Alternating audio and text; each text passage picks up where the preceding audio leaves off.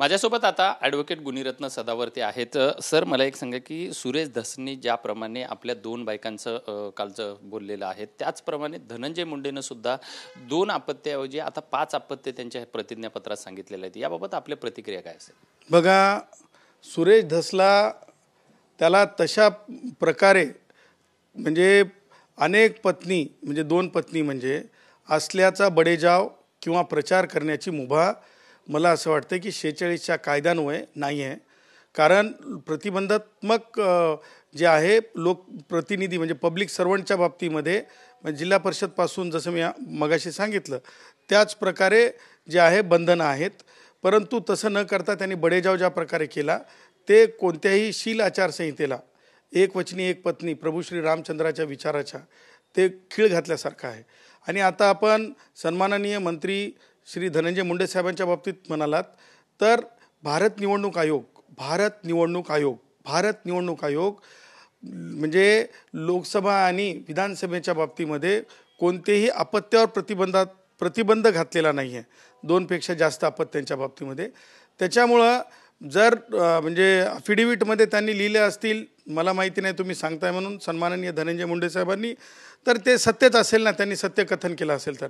त्याच्यामुळे अपत्य च्या बाबतीमध्ये डिस्क्वालिफिकेशन विधानसभा आणि लोकसभेच्या मध्ये आज तरी दिसत नाही. पण ज्याप्रमाणे तुम्ही सुरेश धसांच्या बाबतीची जी कारवाई आहे, कारण आता बघितलं तर 3रं अपत्य म्हटल्याच्या नंतर बऱ्या निवडणुकीमध्ये मोठ्या प्रमाणामध्ये त्याचा निवडणूक लढवता येत नाही, स्थानिक स्वराज्य संस्थेमध्ये थांबता येत नाही आहे किंवा नोकरीला सुद्धा प्रॉब्लेम होतो 3ऱ्या अपत्यापर्यंत. ह्यांनी तर 5 अपत्य दाखवलेले आहेत. मग सुरेश धसाप्रमाणे तुम्ही मुंडेंच्या कारवाईबाबत सुद्धा प्रश्न विचारणार आहे?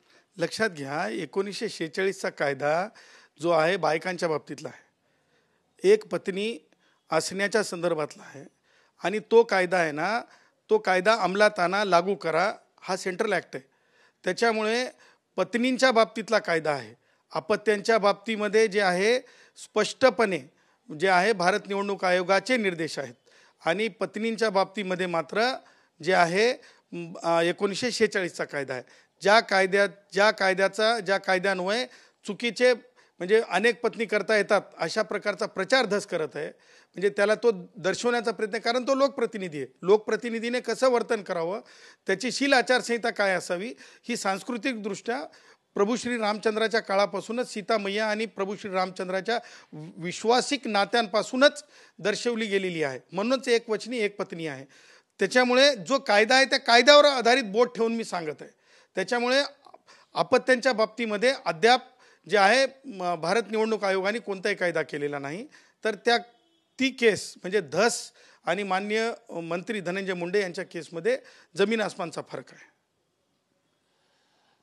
व्हिडिओ जर्नलिस्ट आदिलसह विजय गायकवाड, TV9 मराठी, मुंबई.